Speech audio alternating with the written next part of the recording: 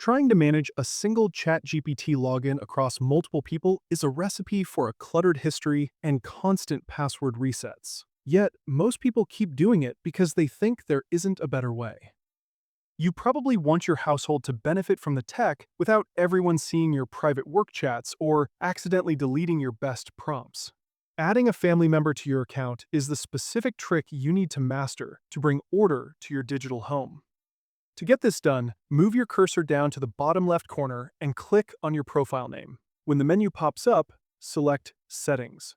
Look for the Parental Controls section. This is where all the important happens. Once you're in there, click the button to add a family member. The screen will give you a few choices. You can designate someone as a parent, a guardian, or a child. Pick the one that fits. Now, type in the email address for the person you want to invite and hit Send. They'll get an invitation in their inbox immediately. Once they click that link and accept, they are officially part of your account setup. This feature isn't about gaming the subscription system for free accounts, which is a common mistake people make.